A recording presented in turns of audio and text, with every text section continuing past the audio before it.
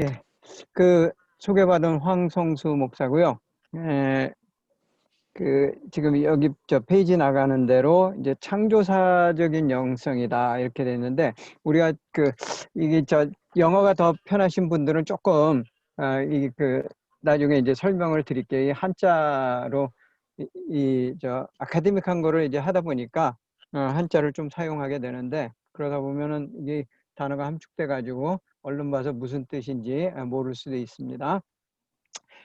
우리가 이제 마켓플레이스 미니스트리 뭐 이렇게 이제 얘기하는데 오늘 그 제목 보면은 비블리컬 파운데이션 해가지고 레슨 1.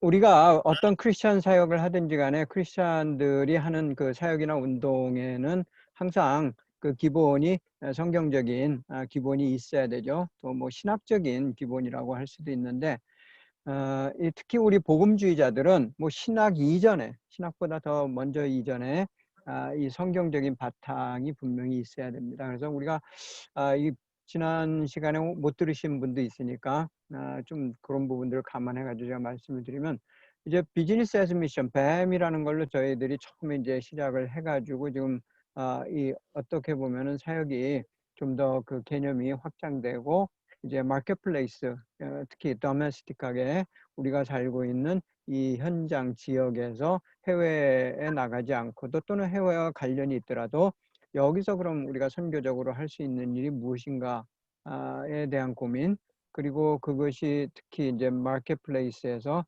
경제 영역에서 어떻게 할 것인가에 대한 그러한 고민으로 시작된 논의들이 이제 이렇게 하나의 운동으로 정착되어 가고 또 운동이라는 게 그래요.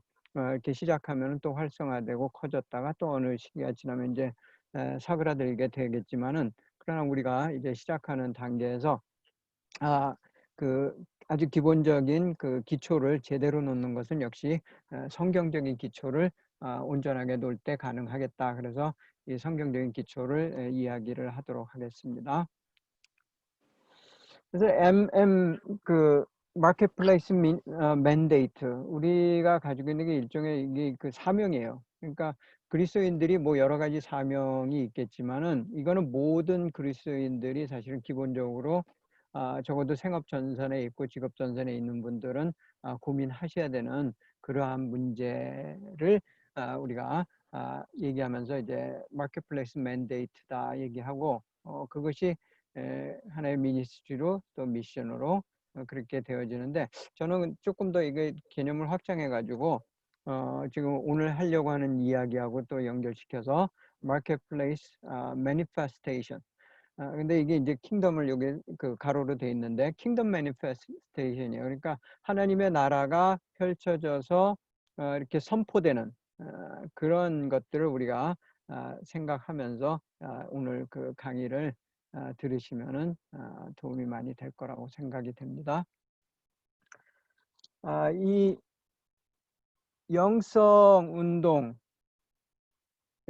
이 영성 운동이라는 게 우리 기독교 운동을 얘기하는데 여기 비저너리라고 돼 있죠. 비저너리는 비전을 그 추구하고 따라가는 사람들이에요. 근데 이런 그 운동 비저너리들이 운동을 해나갈 때 그 각각의 역할이 있습니다.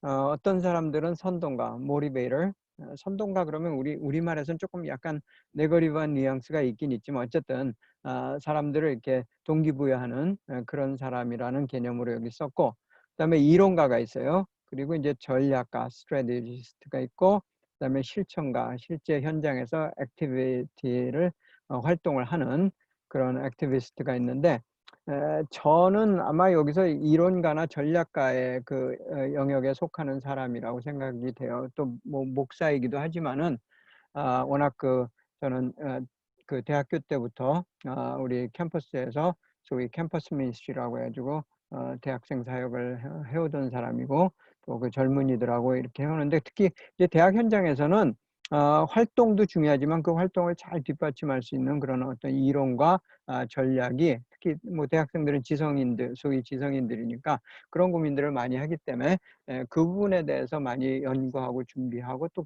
뭐 하나님이 주신 또 저의 은사니까 그런 영역들을 많이 해왔습니다. 그래서 오늘도 좀 이론적이고 이렇게 전략적인 전략적인 얘기는 좀 안 하겠네요. 오늘은 이론적인 얘기를 많이 하게 되는데 특히 성경을 우리가 보면서 성경을 어떻게 이해할 것인가에 대해서 조금 색다른 시각이 될 수도 있고 어떤 분들은 혹시 제가 하는 얘기에 약간 생소함 때문에 느끼는 거부감이 있으실 수도 있어요. 근데 뭐 그거 자연스러운 거고 충분히 제가 그럴 수 있다고 생각하기 때문에 여러분들이 또 나중에 뭐 질문이나 의견을 주실 때 그런 부분들 참고해 가지고 주시면 되겠습니다. 이 얼마 전에 우리 추석이 지났죠. 이게 우리 달인데 이 달 사진이요. 1000년 전에 찍어도 똑같고 지금도 똑같고 아마 앞으로 1000년 후에도 사진을 찍으면 똑같이 나와요. 그 풀문이. 그래서 이게 과학적으로 뭐 제가 자세한 설명은 모르지만은 항상 우리가 그 달은 보이는 표면만 볼 수 있고 달 뒤편을 아직까지 사진을 찍거나 보지 못했고 그래서 뭐 중국에서 이제 위성을 보내 가지고 뒤로 이렇게 탐사한 것이 최근의 일인데 우리의 어떤 시각이나 신앙이 마치 이거하고 비슷한 경우들이 종종 있어요.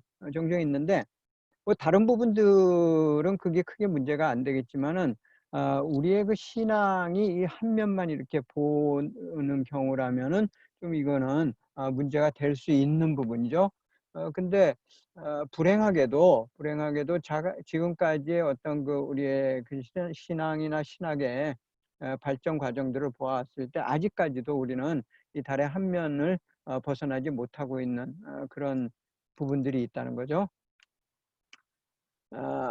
그래서 좀 더 이렇게 이제 comprehensive한 paradigm.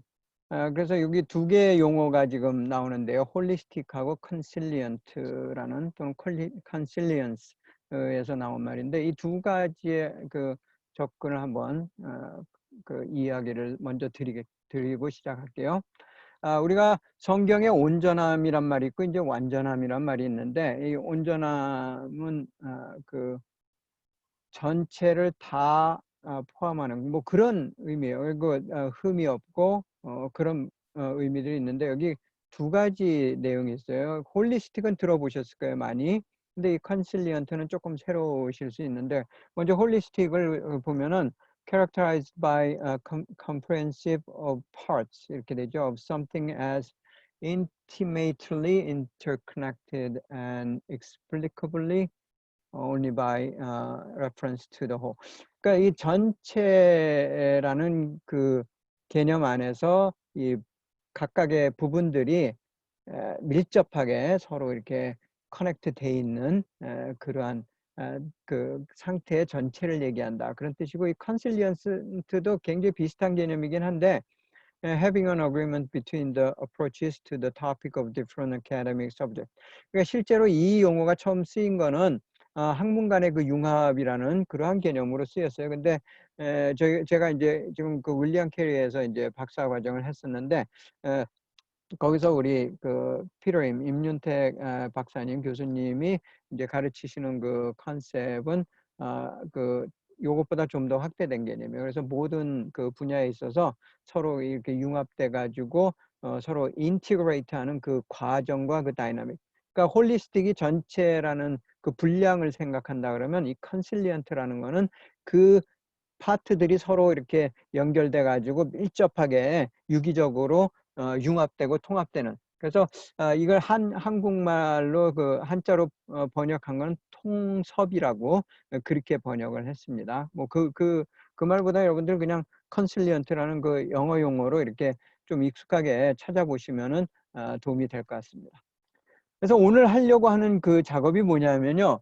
지금까지 이렇게 어떻게 보면 프래그멘트로 존재했던 그러한 신학적인 개념들을 합치는 작업이에요. 근데 그게 왜 필요하냐면은 뱀을 제대로 이해하기 위해서는 여러분들이 패러다임을 바꿀 수밖에 없어요. 그러지 않고는 사실 이 뱀 자체가 이해되지 않아요. 그래서 많은 목사님들한테 저희들이 이 이야기를 사실 소개하고 얘기했었는데 옛날에 그 소위 이게 표현이 좀 그렇긴 하지만 구닥다리 신학을 했던 분들의 입장에서는 이런 식의 어떤 접근이나 개념이 어떻게 뭐 뱀 하면 비즈니스 에즈 미션 저 비즈니스를 선교 현장에서 해 가지고 돈 벌어 가지고 선교비로 쓰는 거 이 정도로 이해하는 게 전부고 저희가 추구하는 그 개념에 도달하기는 굉장히 좀 어려움이 있더라고요. 왜냐면 그 많은 분들 목사님들이 이 비즈니스나 어떤 돈 버는 일이라는 것은 소위 세속적인 일이고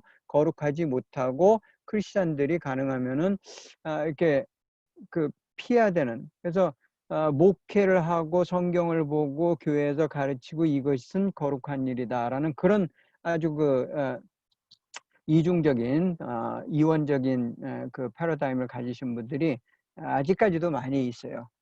목사님들 중에. 그러니까 뭐 거기에서 배우는 우리 성도님들이 그것을 벗어나기는 사실 현실적으로 많이 어렵죠. 근데 오늘 작업이 뭐냐면은 그 통섭과 그 홀리스틱한 그런 접근을 개념을 전제로 해가지고 이런 것들을 좀 엮어서 그런 이원론을 탈피하고 성경적인 그 이론론으로 접근하는 그런 그 성경적인 기초되는 내용들을 좀 이야기하려고 합니다. 그래서 우리가 이제 다뤄야 되는 과제가 이 뱀을 하려면 이 세 가지 과제를 최소한도 고민을 해야 돼. 특히 이론적인 부분에서. 그래서 첫째가 이제 신학적인 과제고, 뭐 이건 신학적 또는 성경적, 뭐 어느 걸 쓰셔도 좋은데, 그 부분이 있고요. 그 다음에 실천적인 과제가 있어요. 그럼 어떻게 이제 우리가 뱀을 성경적으로 옳은 방식으로 메소돌로지를 가지고 또 스트래티지를 가지고 접근해 나갈 것인가 하는 부분이 있고, 그 다음에 경제 경영적인 과제. 이거는 사실 앞으로도 많이 연구가 필요한 부분인데 경제 경영을 성경적으로 접근해 가지고 어떤 성경적인 그 경제 경영 원리 또 비즈니스의 원리 원칙들을 이렇게 만들어낸 것들이 사실 그렇게 많지 않습니다. 물론 미국에는 우리보다 좀 그 부분에서 선진적이기 때문에 어느 정도 어드밴스가 돼 있지만 아직까지도 이 부분은 좀 돼야 될 부분이고 이 부분은 제 전공 분야가 아니에요. 그리고 실천적인 부분도 저는 그 뭐 비즈니스맨도 아니고 그렇기 때문에 그래서 저는 오늘 이제 이 신학적인 과제에 대해서 좀 가능하면은 깊이 있게 하는데 사실 그 제가 이렇게 그 써보니까 뭐 한 시간 반 정도 강의를 해가지고 대여섯 번 정도 할 수 있는 분량이 있어요. 그런데 오늘은 그냥 인트로덕션이지만 하여튼 그 중에서 가장 순서로도 첫 번째고 또 내용적으로도 가장 기본이 되는 근본이 되는 그 내용을 하려고 합니다.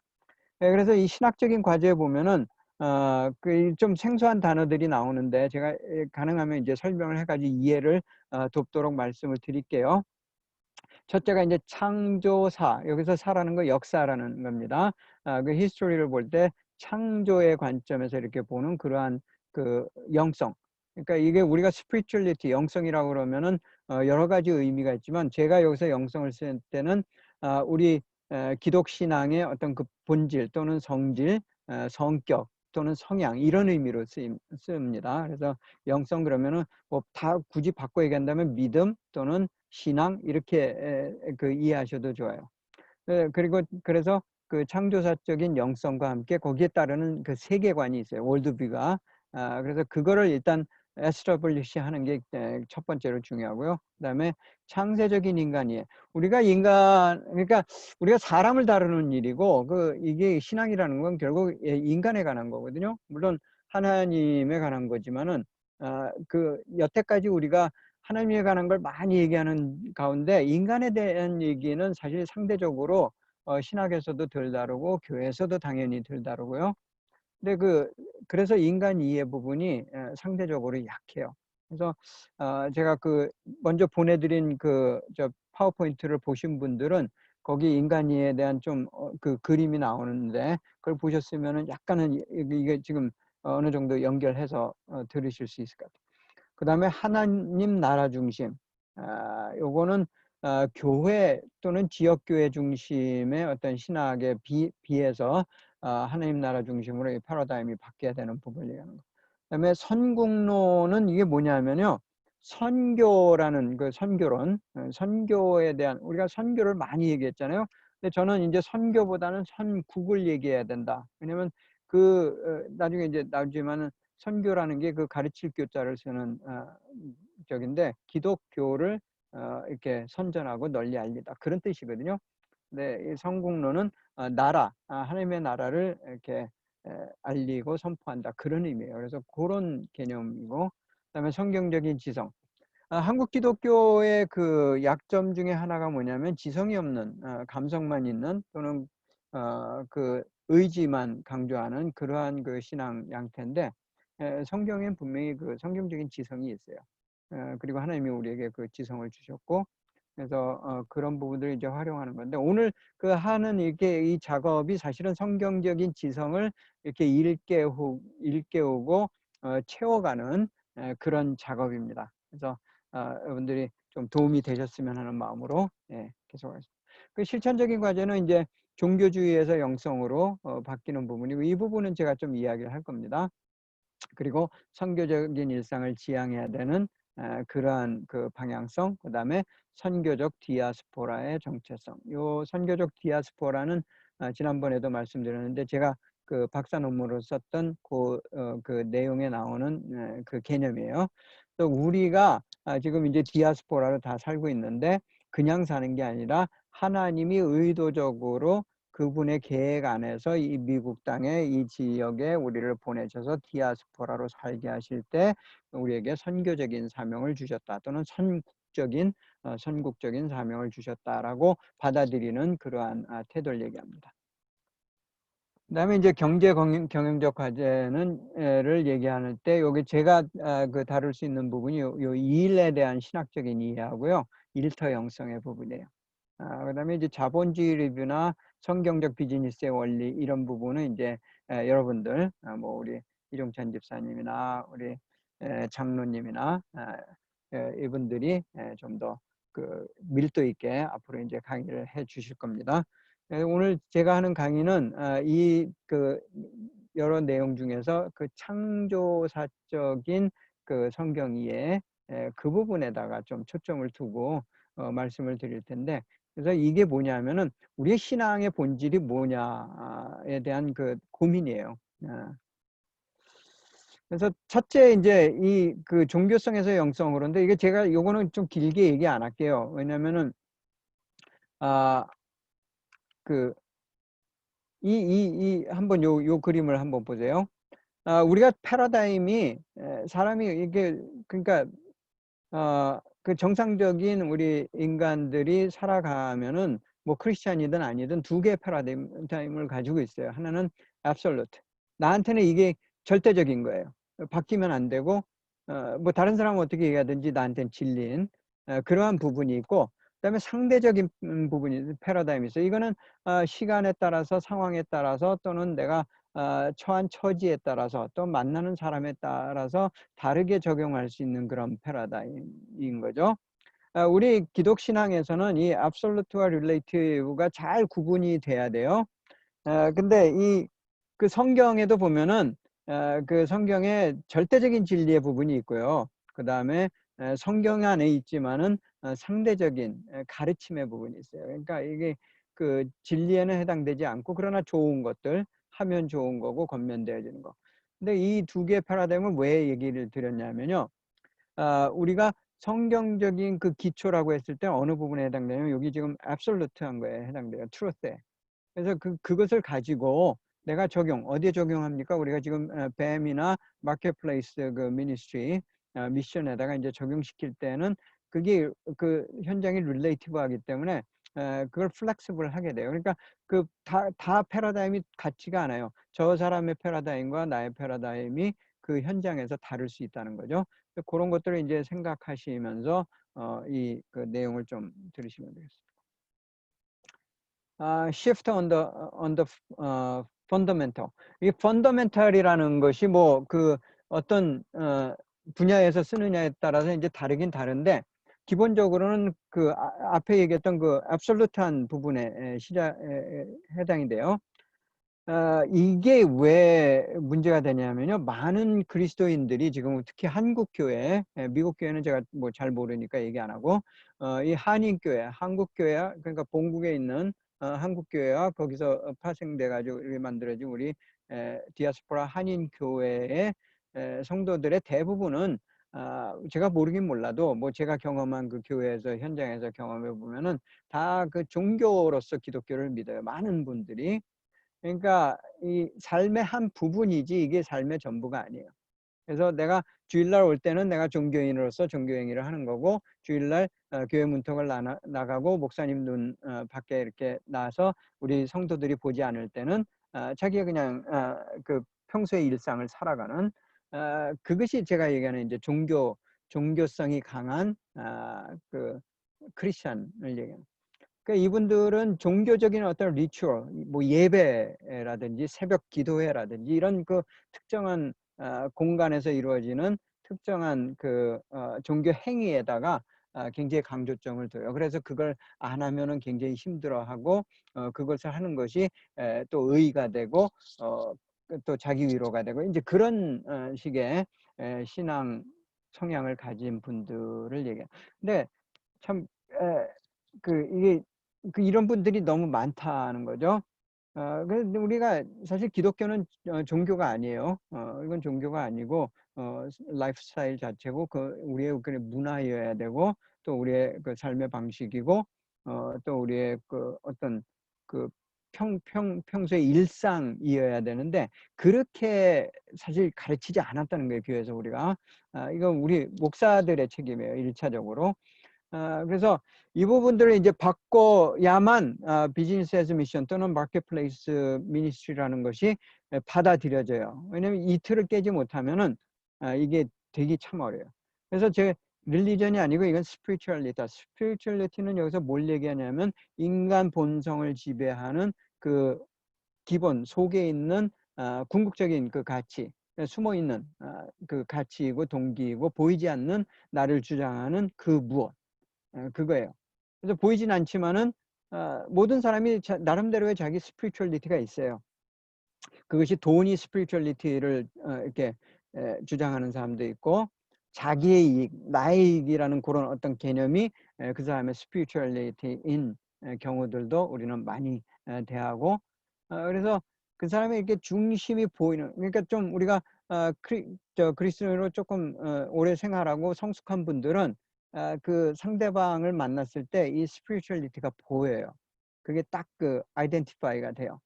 그래서 그런 그 성질을 얘기해요. 그래서 내 내면에 깊이 숨어 있는 인간 그 본성의 본질. 자기만 보통 알고 있다고 그러는데 사실 꼭 그렇진 않아요. 일단 이게 이 대화하고 같이 이렇게 인터랙트 하다 보면 드러나는 건데. 자, 그래서 이걸 그 도표로 한번 이렇게 그려봤는데요. 기독 종교로 믿는 사람과 기독 영성을 가지고 있는 사람. 그러니까 영성은 믿는 게 아니고 그냥 그 비잉 자체예요. 그래서 기독 영성을 가지고 있는 사람과 기독 종교를 믿는 사람의 이 차이를 보면은 이 기독적인 삶의 한 부분인데 영성은 삶의 모든 영역이고요. 그다음에 종교는 이 폼, 형식, 드러나는 것, 보이는 거에다가 관심을 가지는데 영성이라는 건 그 보이지 않는 뒤에 있는 숨어 있는 그 본질 뜻, meaning, essence, 뭐 이거에 중심을 두고 있는 것이 기독 영성이고요. 그다음에 이 종교는 이미테이션이에요. 기본적으로 다른 사람이 하는 것들을 보고 내가 그것을 잘 따라 하려고 하는 것이 사실 종교성의 그 기본이거든요. 그래서 이 사람들을 보면은 처음에 근데 교인이 한번 전도해 가지고 오잖아요. 그러면 우리 기존에 있는 교인들이 하는 게 뭐냐면 잘 이미테이션 하도록 가르쳐요. 그러니까 이게 굉장히 잘못된 거죠. 그래서 따라하기를 잘하는 사람이 이렇게 바로 인정을 받고 뭐 금방 얼마 안 됐는데 뭐 리더가 된다든지 이렇게 교회 중심으로 들어가는데 그건 잘못된 거예요. 그다음에 근데 영성은 뭐예요? 라이프 체인징.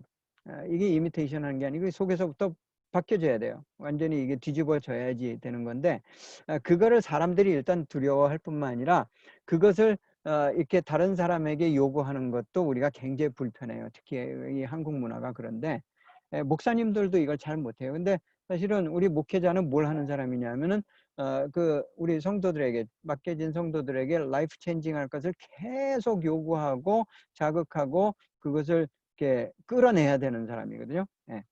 그다음에 종교는 기본적으로 self-centered 돼 있어요. 모든 종교가 그래요. 나를 위해서 종교를 믿는 거지 누구를 위해서 믿지 않아요. 사람들은. 그런데 그게 영성으로 바뀌면 어떻게 되냐면 다른 사람, otherness, 이타적이 돼요. 될 수밖에 없어요. 왜냐면 그리스도의 마음을 품으면 그렇게 되는 거니까. 그래서 이 사람이 정말 self-centered, 아직은 그 사람은 종교인에 불과한 거예요. 그다음에 ritualistic하고, 영성은 heart의 부분이고, 그다음에 legalistic한 반면에 우리는 maturity, 영성은 maturity를 지향해요. 그러니까 계속 성장하는데 이 사실 maturity는 눈에 보이지 않아요. 어떤 행위로 드러나는 거는 그건 일부이고,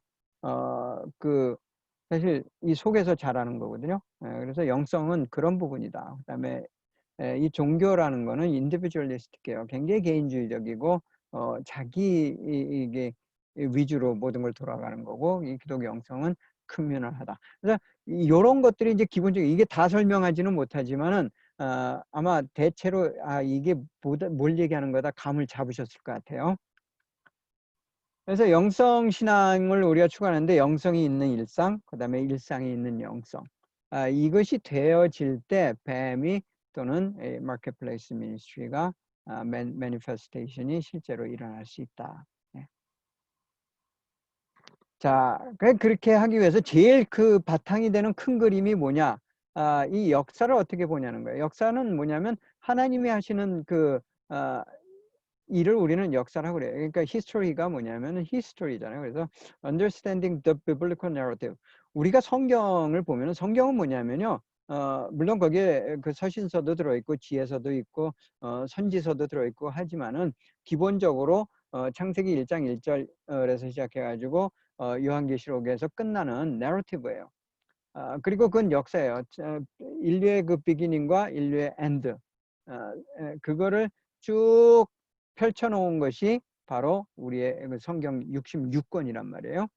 그래서 성경을 볼 때 우리가 어떻게 봐냐면은 그 가르침으로 봐서는 안 돼요. 가르침으로 보는 게 아니라 하나님이 역사를 어떻게 시작하고 운행해 나가시고 끝내실 건가에 대한 그 설명들, 그것을 요약해 놓고 또 이렇게 역사의 그 중요한 현장마다의 기록을 우리한테 남겨놔 가지고 역사가 어떻게 흘러가는지를 보여주는. 근데 어떻게 흘러가는 것보다 더 중요한 게 뭐냐면요. 역사에 의해서 역사가 무엇인가, 역사는 무엇인가에 대한 거예요. 그래서 우리가 제가 잘할 때 역사 공부는 무엇이냐 뭐 그런 거에 대해서 물어보지 않고 사실 많은 팩트를 외우면은 역사 시험은 잘 봤어요. 그죠? 근데 그렇게 우리가 역사를 좀 이렇게 왜곡되게 배웠기 때문에 이 역사를 이렇게 대할 때 좀 어려움이 있고 생소할 수 있는데, 그러나 성경을 이해할 때는 하나님의 역사를 우리가 어떻게 이해할 것인가의 문제예요, 결국은. 그래서 역사란 뭐냐면 God's works.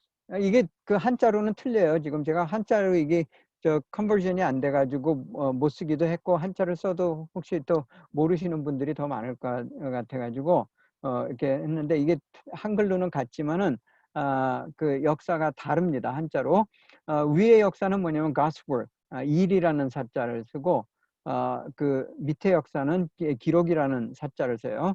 그래서 His story. 그러니까 우리가 그리스도인들이 그 역사를 보는 관점은 이거예요. 하나님이 일하신 거. 그다음에 그분의 이야기. 누구와 이야기? 우리와의. 그래서 the narrative of his works. 기본적으로 제가 이 역사를 보는 관점은 이거예요. The narrative of his works. 하나님 무슨 일을 하시느냐, 어떻게 일하시느냐, 우리와. 우리 대상은, 하나님의 그 일하시는 대상은 항상 우리예요, 인간인데 그것이 우리가 역사를 보는 관점이어야 된다는 거죠. 그래서 shift on the narrative. 우리가 지금 계속 패러다임 시프트를 얘기하는 거예요. 제가 지금 얘기하는 그 시프트는 패러다임이 완전히 전환, 또는 아까 그 달에서 본 것처럼 앞면만 봤으면 그 뒷면을 보자는 거예요. 그게 시프트인데 그렇게 되려면 이게 익스텐드가 돼야 되겠죠, 우리 관점이. 그래서 기본적으로 지금까지 우리가 많이 들어오고 알아온 그 신학, 그 20세기 초반까지도 아직도 그래요. 근데 21세기 들어오면서 이제 이것이 달라지기 시작하는데 이 구속사적인 관점, redemptive perspective는 종교 개혁 이후로 지속적으로 이 그 복음주의 신앙 또는 우리 소위 보수주의 신앙을 이끌어온 그 저변에 있는 기본적인 그 하나님의 역사에 대한 관점이에요. 그래서 구속, redemption, salvation이라는 것을 키 term으로 해가지고 거기에다가 초점을 맞춰서 역사를 읽어내는 그러한 관점이고, 창조사적인 관점은 그 예수 그리스도가 오는 그 시점보다 훨씬 뒤로 어디냐면 창세기를 포함해서 창세기부터 읽어내는. 그러니까 예수님이 물론 그 역사의 그 중심에 이렇게 가장 가운데 있어요.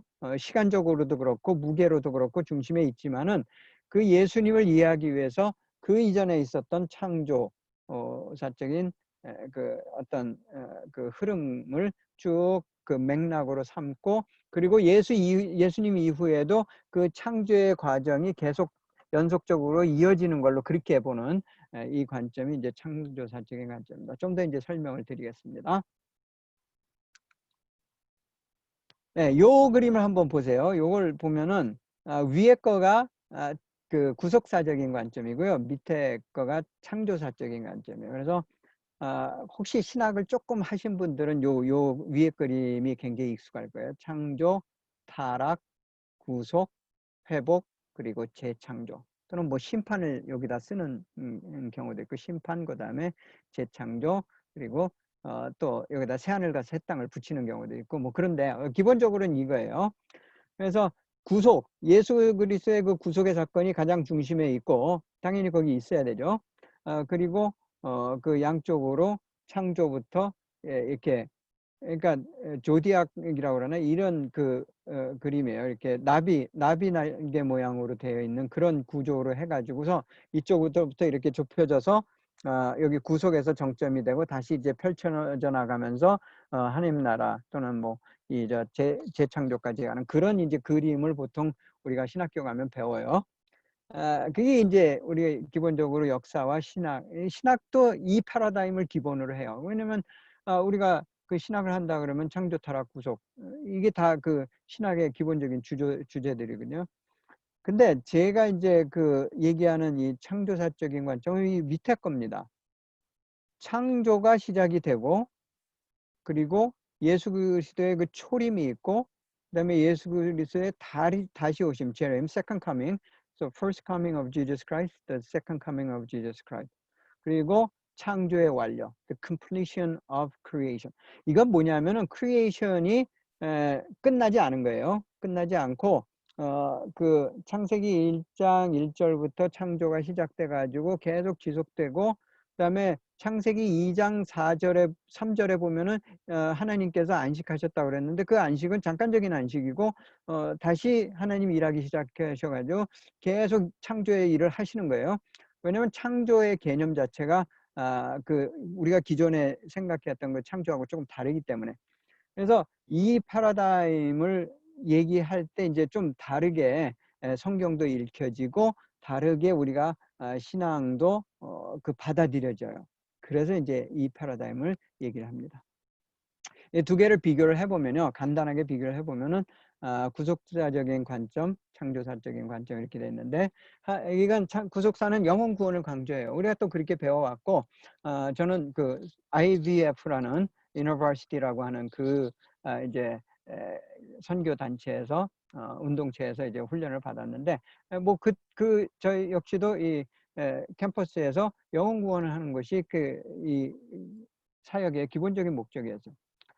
근데 이 창조사적인 관점은 그 영혼 구원을 포함해요. 그게 무시되거나 그 가볍게 여겨지는 게 아니고 지금 강조했던 것만큼 강조하고 다 하는데, 거기다 뭘 더하냐면, 더 넓게 보냐면 창조의 목적과 그 목적에 따라서 주어진 사명이라는 좀 더 큰, 그러니까 영혼 구원보다 더 큰 폭넓은 사명들이 우리한테 있다는 거예요. 이미 주어져 있고 그게 뭐 새롭게 제가 얘기하는 것이 아니고 성경에 보면 다 있어요. 그다음에 이제 구속사적인 관점은 죽어서 가는 천국을 강조하는데 우리 창조사적인 관점은 그 천국과 함께 지금 여기에서 이 땅에서 만들어져 가고 우리가 하나님과 함께 이루어 가야 되는 그 천국도 동일하게 강조하고 얘기하는 거예요. 그다음에 구속사적인 관점 죄와 회개. 약간 그 어두운 어떻게 보면은 약간 어두운 멜랑콜리적인 어둠보다 멜랑콜리적인 그런 그 컨셉이에요. 근데 이 창조사적인 관점은 좀 밝아요.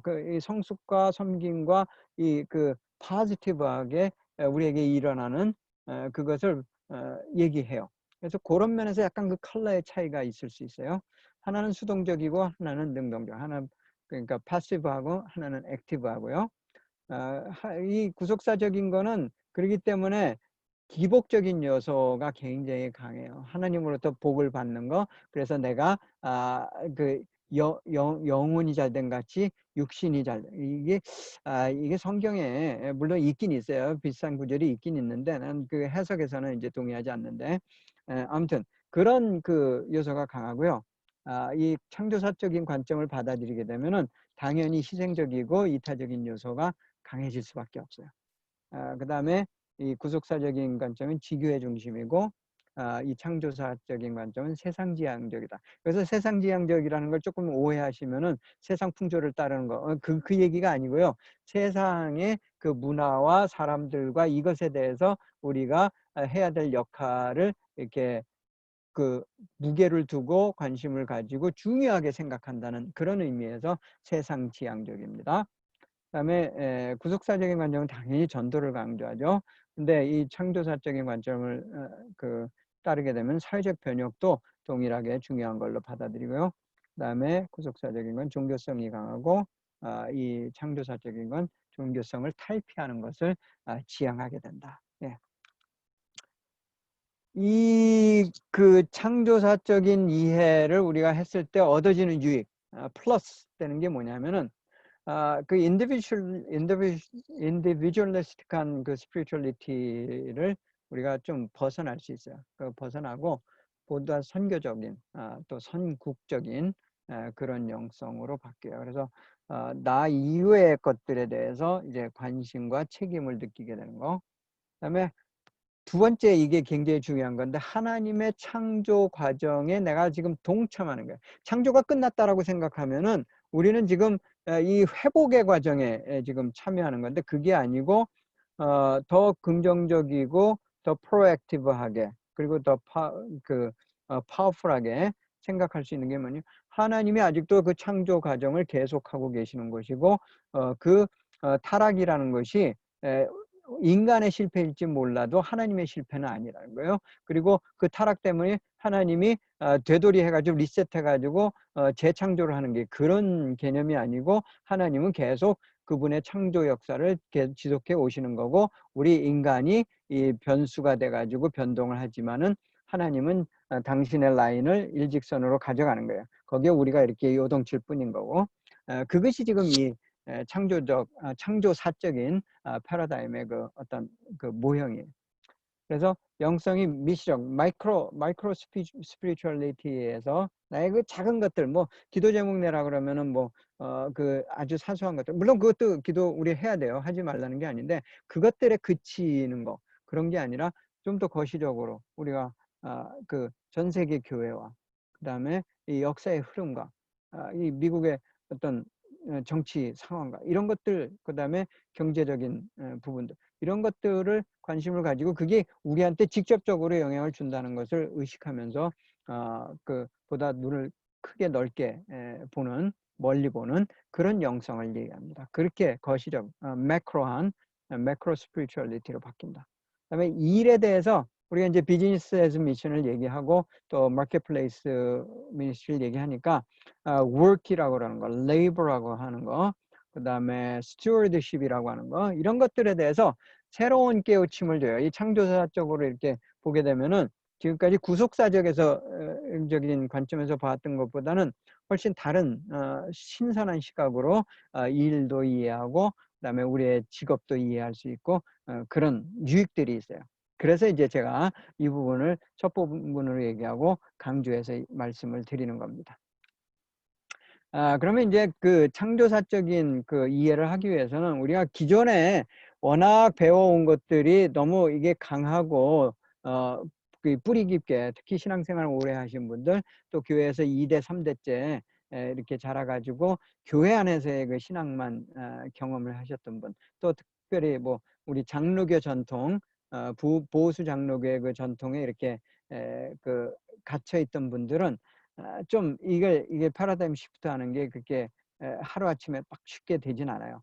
근데 그렇게 되기 위해서는 창조의 개념, 그러니까 지금 우리가 알았던 창조의 개념이 제가 얘기하는 그것이 그 잘못됐다고는 얘기 안 하지만 부족했다라고 얘기해요. 그래서 창조는, 성경이 얘기하는 창조는 우리가 알았던 것보다 더 큰 걸 얘기한다. 그다음에 이 소위 타락이라고 하는 거, 저는 이제 타락이란 말을 거의 안 쓰는데 영어는 fall이라고 이제 the fall 해가지고 더가 붙어가지고 그 성경에 나오는 그 타락을 얘기하는데, 이 fall은 위에서 아래로 떨어지는 거예요. 저는 그 alienation으로 봐요. 또는 배신으로 봐요. 그래서 하나님에 대한 그 믿음을 저버린 행위. 그러니까 뭐 그것도 타락의 일종이다 그러면 뭐 할 말은 없는데, 어쨌든 타락이라는 거는 이렇게 수직적인 패러다임에서 지위가 떨어지는 걸 얘기하는데, 물론 그 부분이 없는 건 아니지만은 그게 그거보다는 alienation, 하나님으로부터 이렇게 멀어지는 거, 그게 훨씬 더 큰 거죠. 근데 이거를 이제 실패로 보느냐 아니냐. 그러니까 여기서 실패라는 건 하나님의 실패로 보느냐. 근데 이제 어떤 신학을 보면은 많은 그 보수 신학에서도 이걸 하나님의 실패로 얘기하는 그 신학자들이 꽤 있어요, 생각보다. 그래서 이 부분에 대한 좀 질문이 필요하고요. 그다음에 이제 구원이죠. 여기 구속이란 거, salvation, salvation 또는 redemption, 또는 그 atonement, 이런 주제들, 이것에 대한 신학적인 비중을 얼마나 보느냐. 지금 기존의 신학에서 이게 90% 정도 돼요. 그러니까 우리가 신학을 하면은 제일 많이 배우는 것이 이 구속이에요.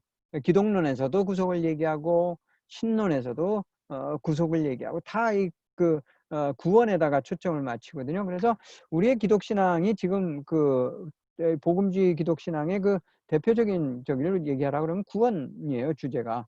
물론 제가 지금 이렇게 얘기하면은 제 톤이 구원을 이렇게 내리깎는 것처럼 혹시 들릴 수는 있는데, 절대 그 내리깎는 거 아니고 그건 굉장히 중요해요. 그리고 이게 중심 주제인 거 맞아요. 근데 거기에 매이다 보니까 이쪽의 밸런스를 잃어버린 거예요. 그래서 그 부분. 그다음에 완성된 인간 창조의 이상. 이건 무슨 얘기냐면 하나님이 처음 인간을 만드셨을 때, 그러니까 에덴에서 선악과를 따먹기 이전에 그거는 완성된 인간형이 아니에요. 여러분들 분명히 아셔야 돼요. 그건 완성된 인간형이 아니고, 타락하기 직전에 선악과가 주어졌을 때 우리한테는 그 찬스가 있었어요. 인류에게 완성된 인간 그 인격으로 그 태어날 수 있는 그 장면이 이제 거기인데, 선악과 장면인데, 거기서 그 잘못된 선택을 한 거죠. 그러면은 그 우리가 거기서 보지 못한 하나님이 의도했던 인간 창조된 그 인간의 이상, 가장 아이디얼한 휴먼 빙, 그거 프로토타입이 뭐냐, 거기에 대한 인식이 필요합니다. 그다음에 이제 이 재창조라는 그 신학적인 개념에 대해서 우리가 좀 비판적으로 수용할 필요가 있다. 그래서 요것들이 이제 여러 가지 다른 과제가 있지만 제가 지금 그 몇 가지만 중요한 걸 일단 셀렉트 해가지고 말씀을 드렸습니다. 그래서 이 얘기를 하면서 이제 구속에 대해서 뭐 앞에 얘기를 했으니까 그냥 여기서 이거 제가 길게 얘기 안 하려고 그냥 앞에서 여기 다루고 넘어갈게요. 영혼 구원이 최종적이며 궁극적인 과제인가, 그리스도인에게? 답은 아니에요. 아니고 그 최종적인 거는 영혼 구원이 아니거든요. 이건 마치 뭐하고 같으냐면요. 그 결혼해요. 결혼하는데 결혼식이 최종적이고 궁극적인 저 과제가 되면은 그 결혼은 벌써 실패한 거예요. 결혼 생활은 그때부터 시작이거든요. 그 영혼 구원이라는 건 결혼식하고 같아요. 그게 이니시에이션이지 그게 파이널한 그 데스티니가 아니거든요. 우리 파이널 데스티니는 구원 받은 다음부터 사실은 그 파이널 데스티니를 향해가지고 우리가 노력해야 되는데, 우리가 성화라는 개념은 배웠을 거예요. 성화 그러면 뭐 소위 discipleship 이런 거하고 이제 관련이 되는데 사실 discipleship은 정확하게 얘기하면요, 성화하고 관련이 없어요. 우리 교회에서 하는 discipleship이나 제가 경험했던 뭐 IBF나 CCC나 이런 데서 하는 discipleship은 뭐냐면은 그 조직을 해서 요구하는 영성 또는 그 어떤 신앙 그 컬러 문화에 맞춰가는 작업으로서의 디사이플십이지 예수님이 의도했던 디사이플십은 아니에요. 그래서 그 이 성화라는 것이 디사이플십하고는 사실은 거리가 좀 있어요. 어쨌든 성화라는 개념이 있는데 사실 성화보다는 그 성숙이란 말이 더 성경적으로 맞아요. 성화도 성경에 분명히 나오지만은 그걸 그 성숙이라고 바꿔서 이해하는 게 더. 그다음에 구속은 실패에 대한 리세트인가? 이게 답은 당연히 아니다요. 그다음에 창조의 필연적인 과정인가? 답은 창조의 필연적인 과정이에요. 이 구속이 없이는 창조의 과정을 다시 계속할 수가 없기 때문에 하나님께서, 그러니까 개인에게도 하나님은 나를 지금 창조해 나가시는 거예요. 우리가 그리스도인 된다는 건 뭐냐면은 하나님의 창조 과정에서 내가 이탈해 가지고 다른데 있다가 다시 하나님의 그 창조 과정 속에 내가 들어가는 거예요. 그러니까 내가 먼저 창조의 그 과정의 대상이 돼가지고 온전한 인간으로 하나님이 원래 의도했던 그 인간 모습으로 만들어져가는 그 과정이고, 또 하나님이 얘기하시는 그 큰 역사 창조의 과정에 내가 또 참여해가지고 하나님을 도와서 하나님과 함께 동역하는 거, 동지가 되는 거, 그거를 얘기하는 거예요. 그러니까 그게 지금 제가 얘기하는 그 창조사적인 그 역사 인식 또는 하나님의 역사 진행에 대한 이해. 초림과 재림, 왜 재림이 필요한가? 이 재림을 심판의 관점에서만 보는 저기가 많은데 창조의 완성이에요. 그러니까 창조 과정의 완성으로 저는 그 재림을 이야기하고 싶다는 거죠. 재창조. 이 새하늘과 새 땅이 그러면은 리빌드 하는 건가? 아예 그러니까 그 왜 집을 지으면요, 집을 다 헐어버리고 터만 그대로 해가지고 다 이거 갖다 버리고 새로운 재료 가지고 와가지고 새로운 모양으로 생각을 리빌드 하는 거잖아요. 같은 장소에 지어도 소위 재건축이라고 그러는데 재건축인가 아니면은 리모델링? 뭐 리모델링보단 좀 더 저기 한 거지만 기존에 있는 걸 가지고 이제 원래 의도했던 대로 그 온전하게 만들어가는 과정이에요. 이거 틀려요. 굉장히 다른 개념.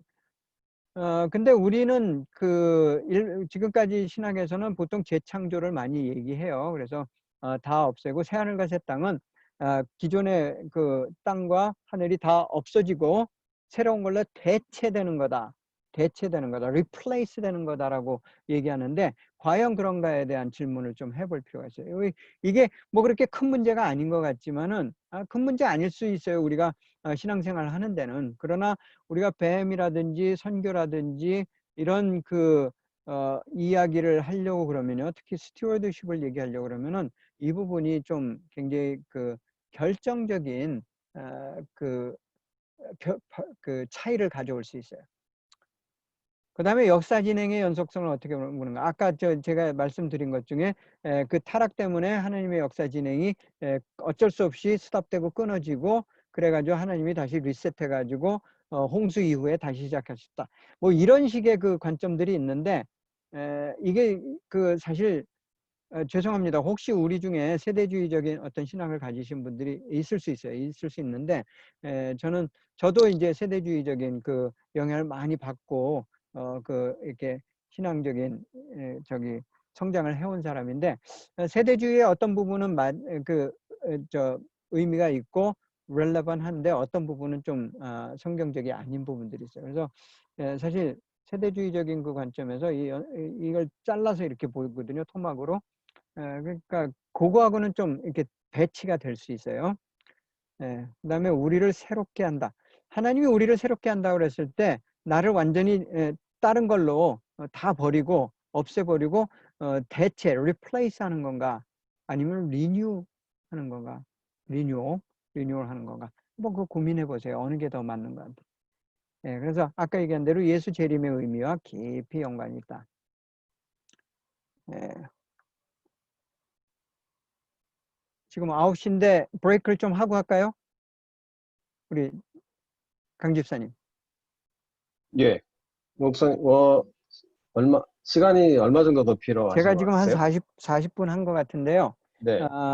그 한 최소 20분은 더 해야지 조금 기본적으로 준비한 예. 거를 네. 뭐 급하게라도 다룰 수 있을 것 같아요. 네네. 예. 그러면, 잠시 예, 한 브레이크를 하죠. 5분, 10분? 5분 정도. 네. 5분. 예, 5분 5분. 정도 하고요. 우리가 그 끝난 다음에 우리가 조금 이렇게 그 Q&A 같은 좀 세션이 있어야 되니까 그러면 목사님이 한 9시 지금이 9시니까 한 9시 한 20분? 예, 20분. 예. 그 정도면 될 것 같아요. 하여튼 그럼 그때까지 하는 분량까지 할게요. 일단. 예. 예. 그래서 그러면 뭐, Q&A 좀 한다 그랬으니까 브레이크를 한 2분만 할게요. 그럼 9시 5분에. 5분에 예, 예, 9시 알겠습니다. 5분에 다시 시작하는 걸로. 예. 목사님 딱 알아서 딱 좀 시작해요. 네.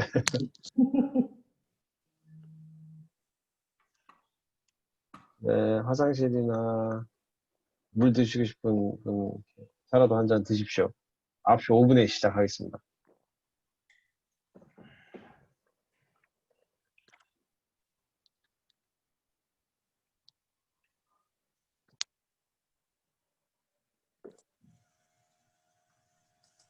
목사님 그 이 컨텐츠가 되게 많으시죠?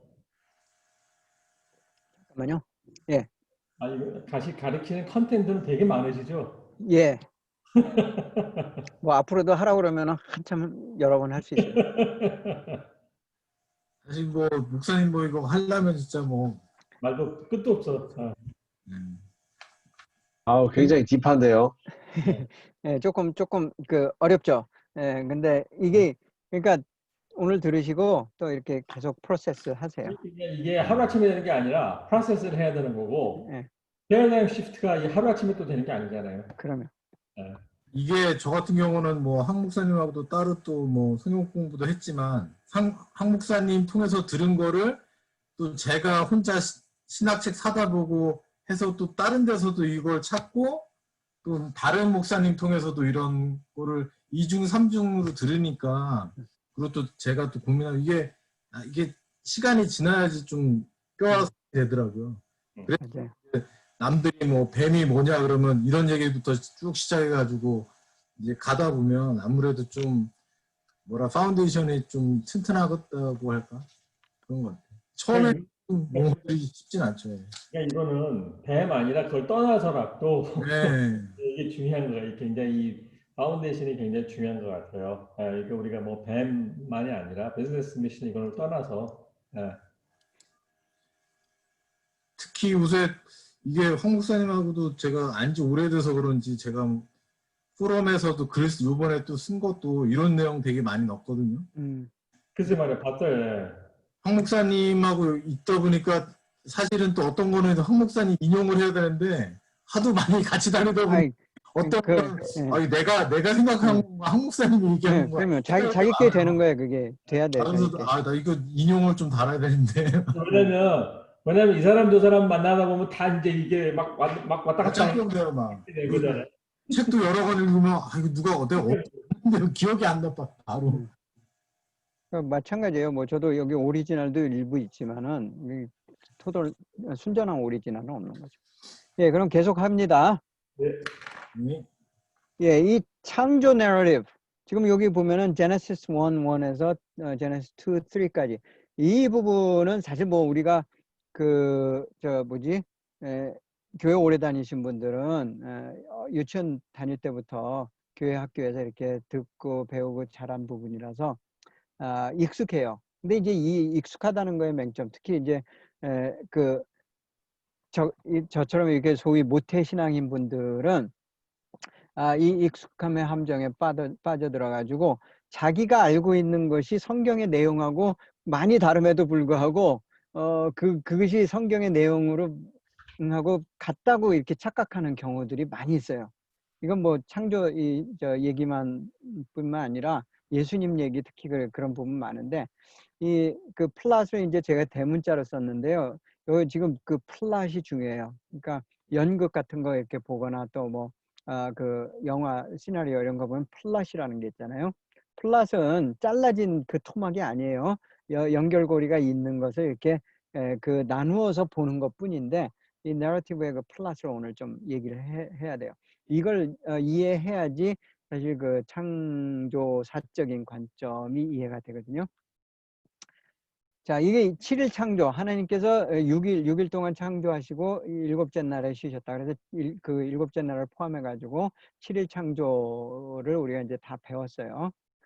그리고 읽었어요, 성경에서. 근데 이걸 어떻게 읽을 것인가에 대한 문제 제기예요. 아마 이 생각을 한 번도 안 해보신 분들도 있을 거예요.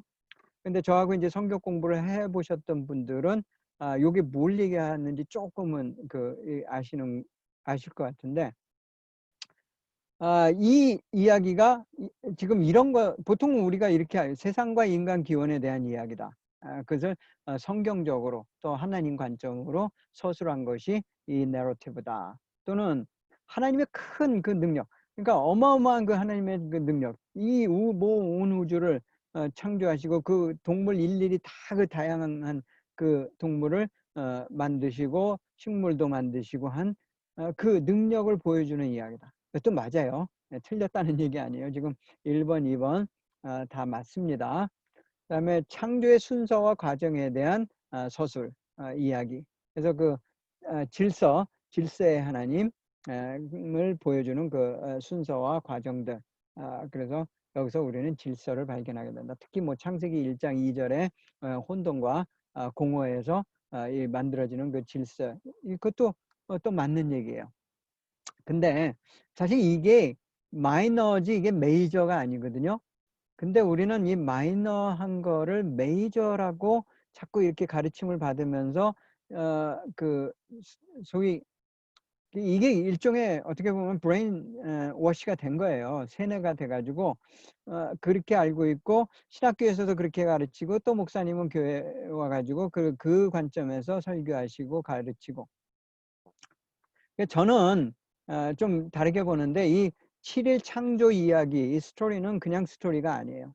내러티브인데 내러티브는 항상 뭐가 있냐면 뒤에 숨어있는 플롯들이 있어요. 그러니까 제가 스토리하고 내러티브 일반적으로는 그렇게 구분 안 하지만 스토리는 그냥 재미있는 이야기, 소설 같은 거, 영화 같은 거 이런 거. 영화도 어떻게 보면 내러티브죠. 왜냐면 거기에 숨어있는 주제와 이야기들이 있으니까. 근데 이 내러티브는 그런 거예요. 그래서 뒤에 그 행간을 읽으면은 거기에 숨어 있는 것들이 있는데 그것을 사실은 발견하는 것이 우리들의 어떤 그 책임이고 역할이고 그래요.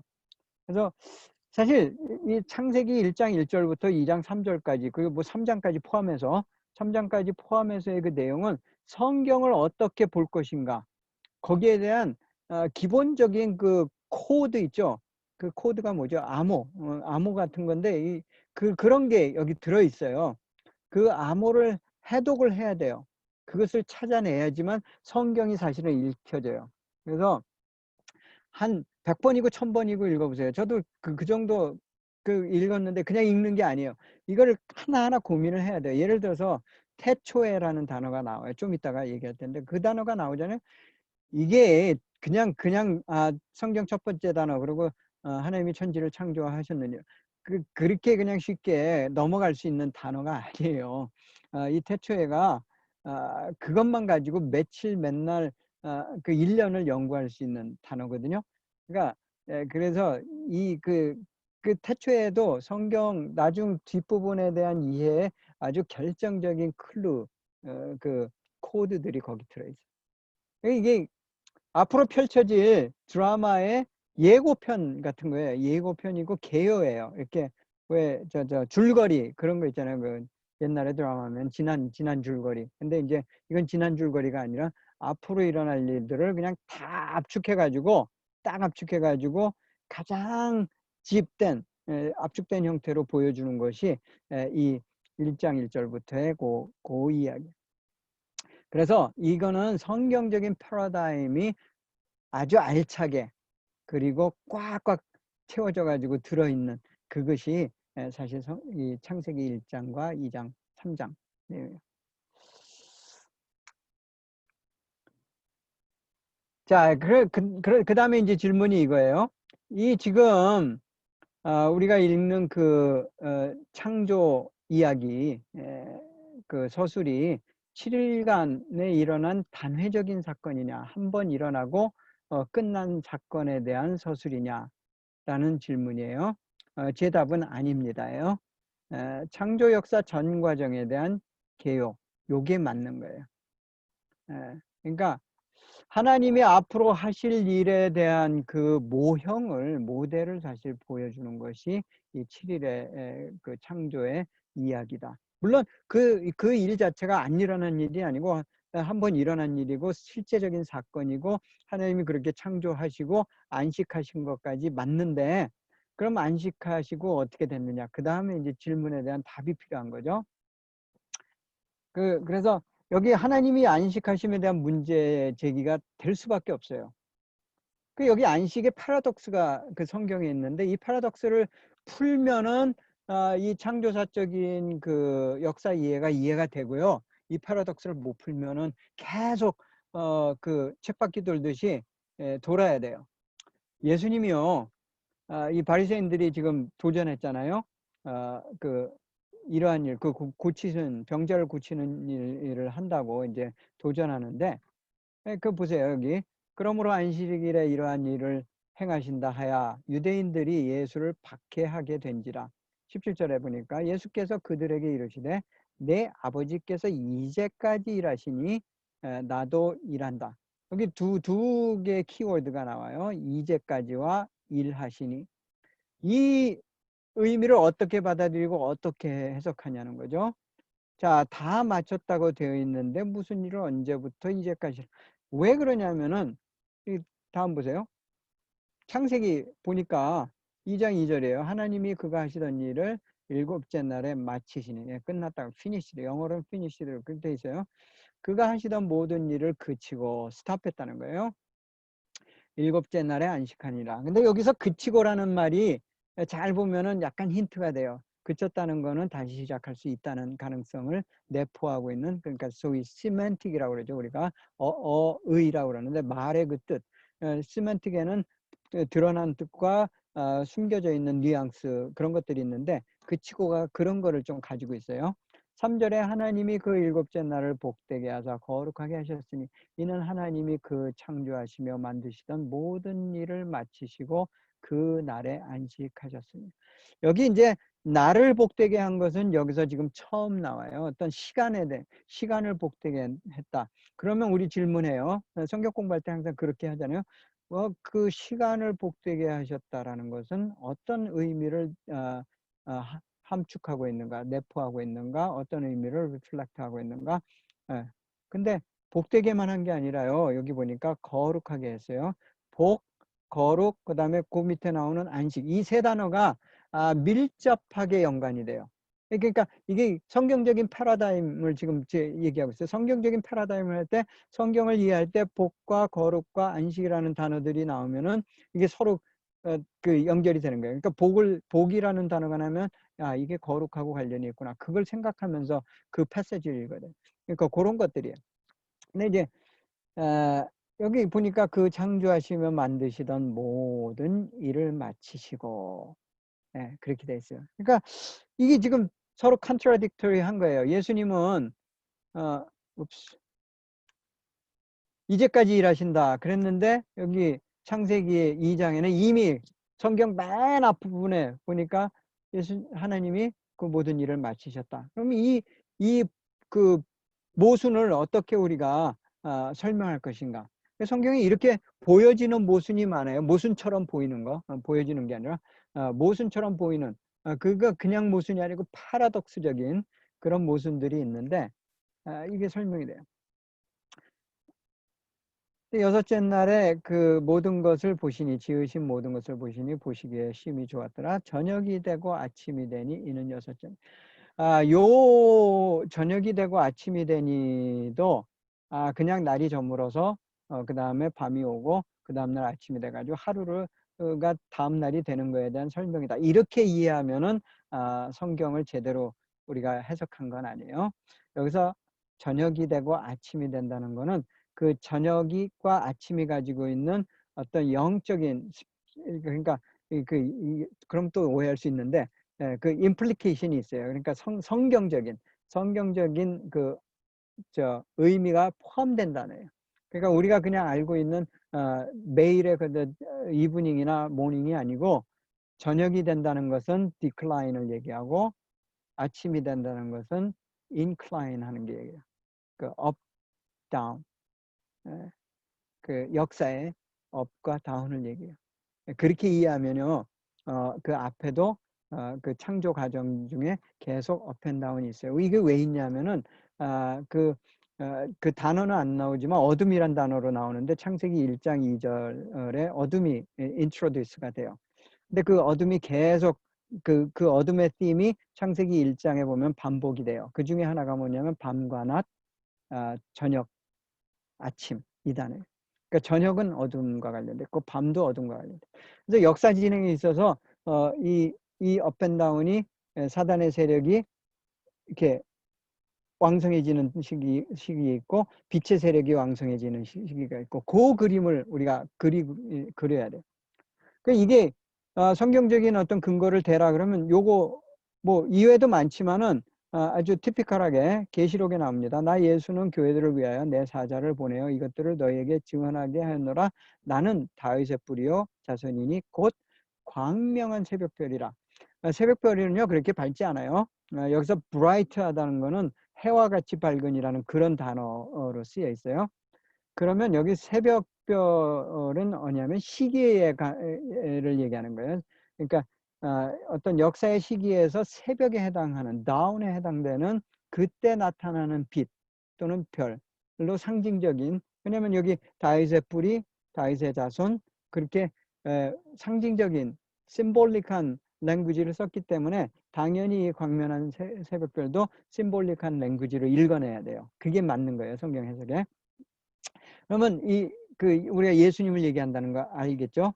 그럼 예수님이 오신 그 시기가 우리는 지금 2000년으로 보고 있지만 하나님이 보시는 관점에서는 여섯째 날에 해당된다는 거예요. 제가 보는 성경 해석에서는. 자, 그래서 7일 창조는 실제적인 사건이고 이것이 동시에 창조 역사, 하나님이 창조 역사가 끝날 때까지의 되어지는 긴 역사, 이 아마 6000년 정도로 우리가 그렇게 이제 보고 있는데 그 6000년의 역사가 그 함축돼 가지고 이렇게 보여지는 것이 상징적으로 엿새로 나타난다, 이렇게 이해를 하는 거죠. 그래서 계명성 얘기했고요. 그 다음에 빛이신 예수님, 창세기의 1장 3절에 나오는 빛이죠. 빛이 있으라 하며 빛이 있었고, 그때 그 빛이 뭐냐면 그리스도를 얘기해요. 예수님은 아니지만은 이 시간과 공간, 인간 역사 속에 들어오신 하나님을 얘기하거든요. 그러니까 그 빛과 그 다음에 요한복음 1장 4절 5절에 나오는 빛이 이 세상에 오매 사람들이 영접치 아니하였고, 그 기절, 거기 빛이 몇 번 나오는데 그 빛이 같은 예수님을 얘기하는 거예요. 그래서 예수님과 빛, 그 다음에 계명성, 이것이 다 상징적으로 역사에 이제 그 하나님이 직접 들어오셔가지고 개입하셔서 인간 역사에 실제로 현현해 가지고 십자가에 돌아가시고 그 역사를 완전히 바꿔내서 하나님 나라가 이제 출발되게 하는, 가까워지게 하는 그 시점, 그것이 그 새벽이라는 거죠. 그러니까 일곱째 날의 새벽에 해당되는 거예요. 우리 지금 역사가. 여기 7일 아침이라고 제가 했죠. 그래서 이렇게 이제 보는 관점이 지금 제가 얘기하는 이제 창조사적인 역사에, 그래서 우리는 그 역사 속에 지금 가고 있는 거예요. 하나님의 나라를 완성해가고 만들어가는, 그게 이제 창조의 대상이고 창조의 개념이에요. 여기까지만 할게요. 네, 수고하셨습니다. 감사합니다. 예.